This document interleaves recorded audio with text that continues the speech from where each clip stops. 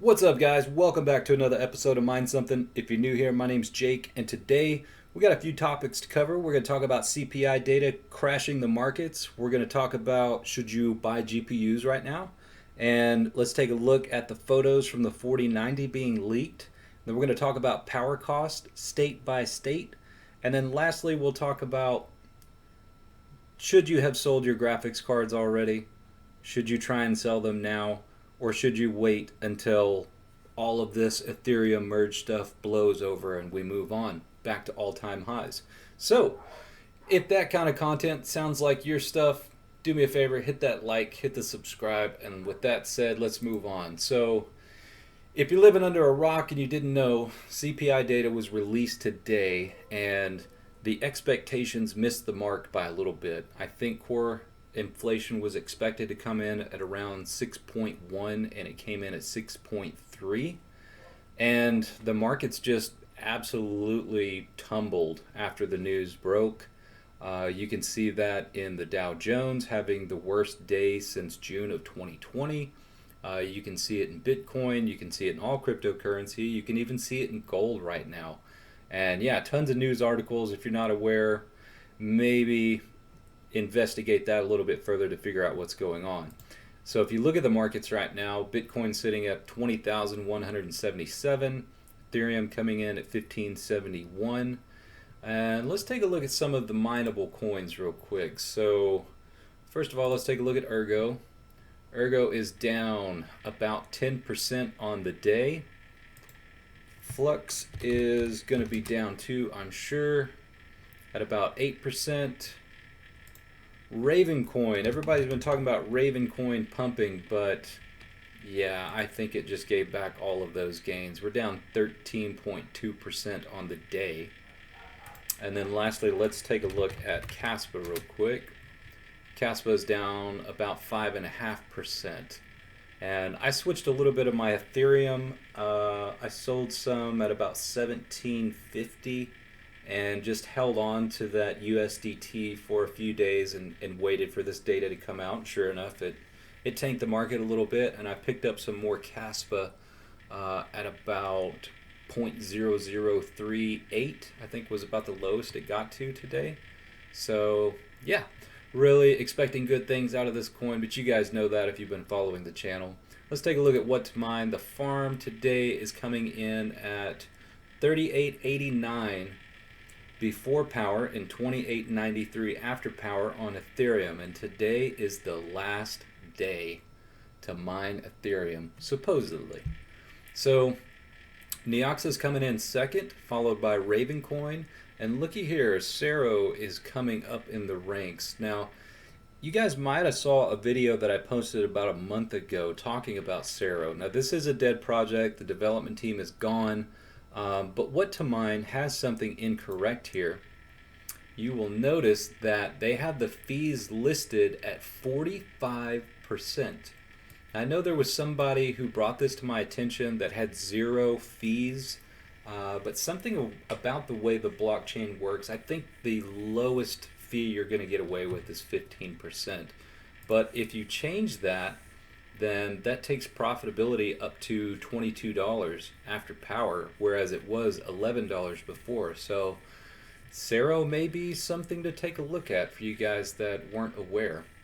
Next, let's move on to GPU prices. So I've been seeing a lot of things on the Facebook Marketplace the past few days. I'm seeing a lot of things in the groups for mining, and prices are getting very, very cheap. Now, if you take a look at some of these rigs here, prices do not appear to be great, but look at just the plethora of these things that are available. The list just goes on and on. People are trying to get out as quick as they can, but guess what? You waited too long, and if that's you and you're trying to sell something now, man, you should have listened to my video about 2 months ago when I was trying to tell everybody if you're unsure, then now is the time to get out. And unfortunately, a lot of people out there are going to be stuck with their rigs, and they're in situations where their power cost is, and of course the merge is going to make everything unprofitable for a while. So I saw this post earlier today on the GPU mining group in Oklahoma, This guy is selling 3070s for 375 a piece and 3080s for 575 a piece. And I'm willing to bet he would probably come down on those prices, especially if you're buying multiple cards. If you take a look at eBay, I've got some 3070s pulled up here, and you can see they're going for anywhere from 450 down to 363. There's some ridiculous prices in here. I don't believe they really sold for that, but yeah, they're going down, and they're going to continue to go down. If you think prices look good now, wait about a month. I would say do not buy anything right now. For the life of me, I couldn't figure out why you would. If you're new to the mining space and you're thinking that prices look great compared to where they were, 3, 4, 5 months ago, well then yeah, you're absolutely correct, and you'll probably be okay long term. But have some patience, and also consider the strategy of dollar cost averaging. You've probably heard that in terms of crypto, where you buy just a little bit incrementally over a longer period of time. But consider doing the same thing with graphics cards. Don't blow your whole load on one purchase.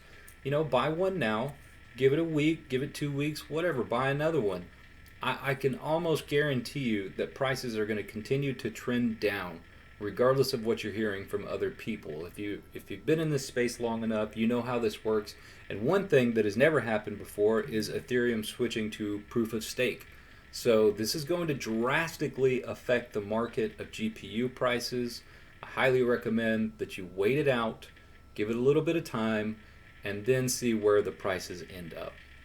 So moving on, let's talk about the leaked photos of the 4090.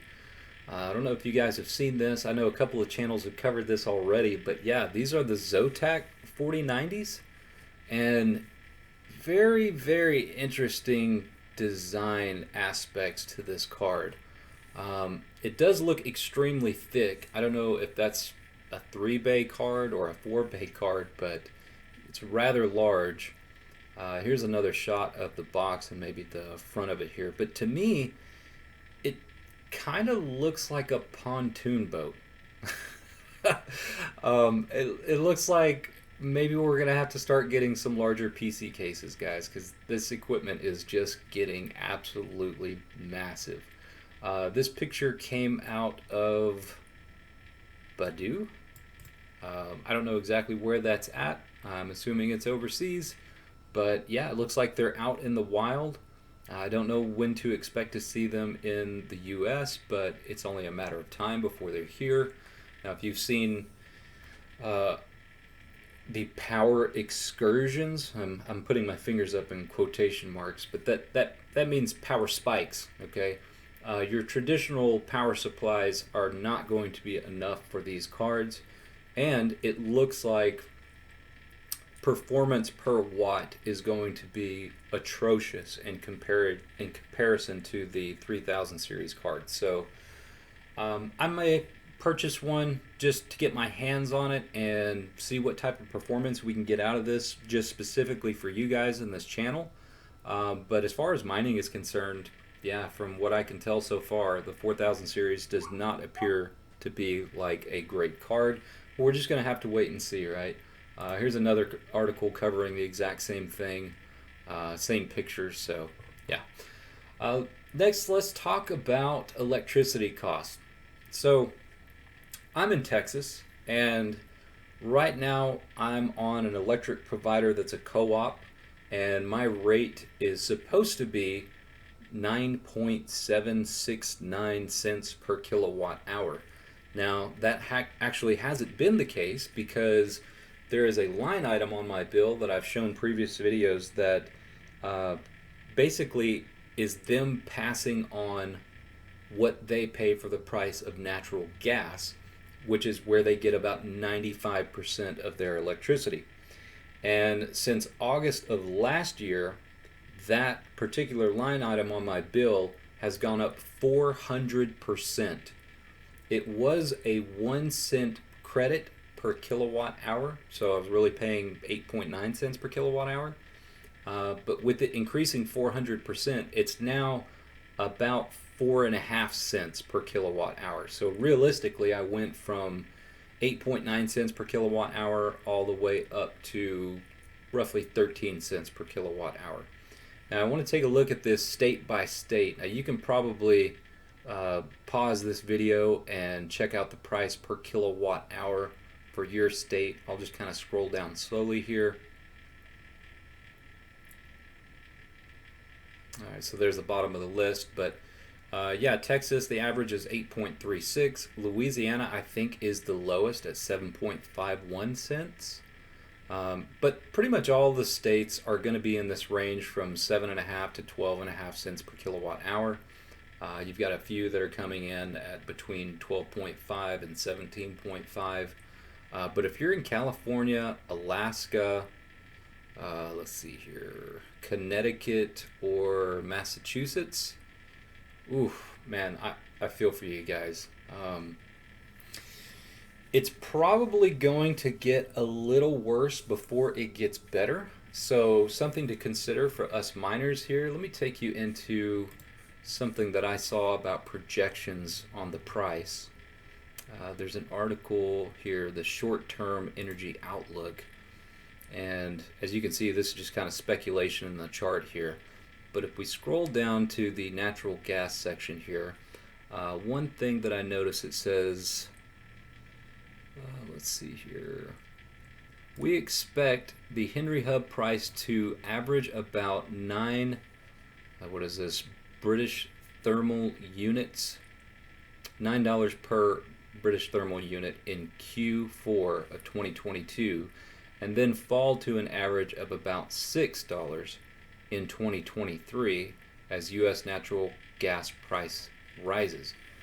So, you know, depending on your area, it's going to greatly depend on where they're getting their energy from, whether they're getting it from natural gas or coal or however they're getting it. But in most cases, it is going to be affected by the price of natural gas, which does appear like it's going to go up just slightly until we get to the end of the year, and then it's expected to fall. Now, take this with a grain of salt, because things can change at the drop of a dime, considering A, the macroeconomic situation across the world, B, the situation in Ukraine, Russia, the Nord Stream pipeline. You know, in other parts of the world, in Europe, things have gone up 96% in energy cost.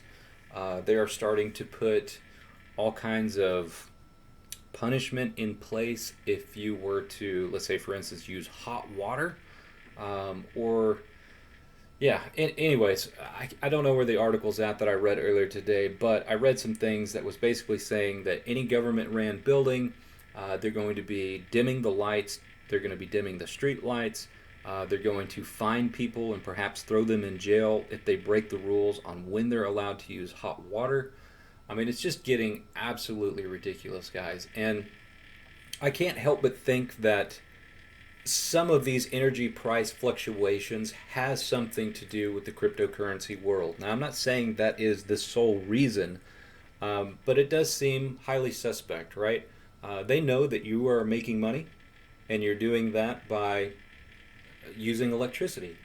And they got to get their piece of it, right? And we're just going to have to continue to suffer through this until we can get some politicians in place that are on our side, which seems unlikely.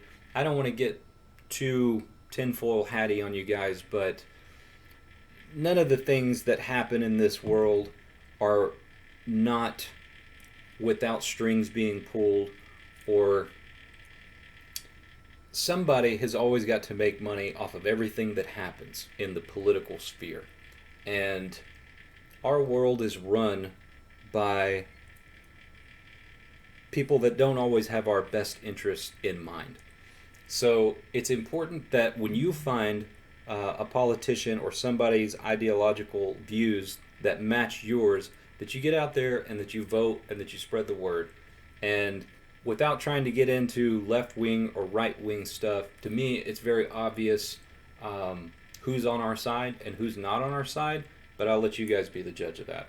Anyway, last thing I wanted to talk to you guys about, I saw Rabbit Mining had a video today where he basically breaks down all the hash rate assuming, if all of the hash rate on the network was coming from 3080s, how many 3080s that would be equivalent to. And you can see by this chart that currently Ethereum's hash rate is basically 8.7 million 3080s, followed by Ethereum Classic at 554,000, Ravencoin coming in third, followed by Ergo and Flux. So if you guys think that difficulty is tough now, you're in for a rude awakening, because it is about to get a lot worse in the next 24 to 48 hours. And if you don't know what to mine after the merge, well, you're in the same boat as everybody else. Nobody knows. We're just going to have to wait and see. And I personally am not willing to throw literally hundreds of dollars away trying to figure it out, because I just want to wait and watch things settle out to figure out where to go.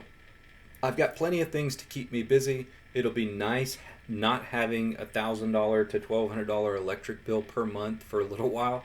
So if you're in this situation where you think, oh, I'm just going to continue to mine all the way through this, well, if you haven't already discovered this, at this point, it's almost cheaper to simply purchase the coin than it is to mine it. And within the next 24 to 48 hours, that will absolutely be the case. So don't throw your money away. Don't be stubborn, okay?